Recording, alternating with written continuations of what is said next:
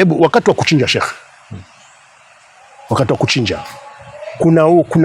kuna fujo sehemu zingine sana tu, kiasi cha kwamba yani watu upelekana mbio. Nyama ni nyingi Sheikh, ng'ombe ni nyingi, mama kondoo, lakini utaona kwamba bado watu wanafujo pale mahali. Ndio. Kiasi cha kwamba mtu aweza kuchukua kondoo ama mbuzi ama nyama akaenda kuiuza Sheikh. Una ushauri gani katika masala ya Sheikh? Ndio Sheikh Makoroma, nafikiri haya ni mambo Waislamu wasikie na wenzetu pale tusaidiane ku comment, kwa sababu kila ugonjwa una dawa. Hakuna ugonjwa kwamba kuna dawa. Ikiwa dawa hatuijui tu. Kweli. Hili ni ugonjwa, dawa yake ima mwaka huu upatikane dawa yake. Bin Adam ana kiasi cha chakula. Kweli. Mwenyezi Mungu amemuumba bin Adam ana kadri ya kula kwake. Sheikh Makoroma, mimi uwezo wangu mbuzi mmoja simmalizi, kondoo simmalizi, isipokuwa tu shirikiane. Lakini mtu sehemu inagawanywa nyama hakualikwa wala hakuambiwa njoo, lakini yeye aliposikia kuna fanywa udhiya pale, kuna alhamdulillah, wakati wa kuchinja kuna wahisani uleta wanyama kwa minajili ya kuchinja tu. Wenzetu wamefikia hapo, yani kwamba wanyama, watume wanyama, ni watu ambao kwamba utuma sadaka zao, ninunulie wanyama watu wachinje kwa sababu ya thawabu. Sasa utaona sehemu watu wanachinja, ni msikitini, ni wapi. Sasa mtu atakuja na kisu na panga, hakualikwa, hakuambiwa kwamba kisu, panga, shoka, gunia la kutilia nyama. Na akija pale anafujo, kwa nini mimi sikualikwa? Mbona sijapata? Lakini utashangaa kuna mtu ataka kuchukua ng'ombe mzima. Huyu mwingine ng'ombe mzima na hajaalikwa. Aswali huyo, afungi, lakini amekuja atachukua ng'ombe mzima.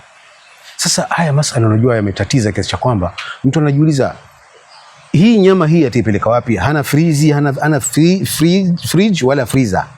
Ataenda kuiweka wapi nyama? Sasa mwisho utaona sielewi pale inakuwa nini. Lakini sio tabia nzuri. Panataka utulivu na nyama zigawanywe, kwa sababu nyama nyingi kila mmoja atapata, lakini mtu atakapata ziada kuliko mwenzake, ufisadi. Lakini sasa Sheikh, mahali kama hujaalikwa wewe, utaenda vipi mahali kama hapo Sheikh? Sasa ndio tatizo hilo. Maana wewe uko alikwa, alafu nasema hizi ng'ombe za Waislamu. Umejua zimekuja vipi wajua? Hii sadaka ya Uislamu, mbona mwaleta uroho hapa na sadaka? Si sheria hiyo. Hata wewe kama hujaalikwa, haya wewe nenda pale, lakini sasa hilo panga na kisu unafuata nini Sheikh hapo? Sasa ajabu Sheikh Makoroma. Katika riwaya ambazo kwamba zinatufikia ni kwamba kuna wengine ikifika ile mfungo 3 baada ya siku za kuchinja, utaona nyama zazungushwa mitaani, watu wanauziwa nyama. Allah. Yani wewe Sheikh Makoroma unauziwa nyama, imeletwa na kijana ana kapu lake, nyama kilo 5, nyama kilo 1 hivi sasa imefika 600 na kitu au 700, lakini yakuuzia 300 na nyama nyingi kilo 5. Sasa hii ndio la maajabu hili kama gonjwa hili litatibiwa vipi? Sasa Sheikh, wewe kama mama ama baba, Sheikh, aliyekuletea nyama kwanza ni nani? Unamwangalia, wajua Sheikh. Na je, wakati ule kweli nyama zinauzwa? Jawabu ni kwamba waziuzwi. Sasa wajua, manake kwa sababu kijana amepata wapi nyama hii? Sionekana amefanya ukora tu. Bila shaka. Kwa sababu sidhani kwamba amepewa kilo 5 kule. Lakini amefanya mpango ule ulafi. Akavamia akachukua. Naam. Kwa hivyo Sheikh Musa, hapa kama kwamba unasema huyu mwenye kununua ndiye mwenye makosa, kwa sababu kwanza wakati ule nyama haziuzwi. Na kama kununua nyama aende kwa buchari. Nyama ununuliwa buchari. Kule sehemu ambapo kunauzwa nyama. Si kwenye mikono ya watu. Kuna watu. Kwa sababu yeye anayekuuzia ana buchari, si mfugaji. Yani si mtu ambaye afungamani na masala ya kufuga. Masala ya nyama. Lakini unanunua nyama kutoka kwa, sasa ni kosa Sheikh hili. Na unamjua ni mtu wa mtaani, unanunua nyama kutoka kwake. Ni hatari, wajua Sheikh. Ni hatari kubwa, kwa sababu hata kama tuna hiyo hamu ya nyama, basi ni hivyo. Na huyu ambaye kwamba anakuuzia, unamwamini vipi asije akakuzia kitu ambacho kwamba hakiko kwenye order? Kweli, kwa sababu nyama zikichinjwa mpaka daktari apite aziangalie moja kwa moja. Sasa hii anayokuuzia kuna uhakika gani? Na una uhakika gani kwamba nyama ya kuliwa hii? Manake hayo ndio matatizo shekhe. Wajua sasa we mtu anakuletea nyama ujui kama nyama ni nyama aina gani. Wewe utamwamini kama labda ng'ombe, mbuzi, kondoo, ngamia, lakini sasa shekhe kumbe ni kinyume, kwa sababu apate pesa ili mwenyewe akavinjari. Kwa hivyo hapa mawaidha ni kwamba anayeuziwa nyama zile tena inakuwa ni baada ya kuchinja, kwa sababu hivi sasa huoni nyama. Lakini baada ya kuchinja analetwa nyama, asinunue, kwa sababu akinunua kwanza kuna hatari nyingi. Waweza kula kitu cha haramu kweli, alafu nakula kitu ambacho kwamba hakiko kwenye oda, pengine hakijatibiwa, halafu kimeibiwa hiki kitu kweli. Ni mfano wa kuletewa simu, mtu akuletea simu kwenye mkono, TV kwenye mkono, akuuzia TV.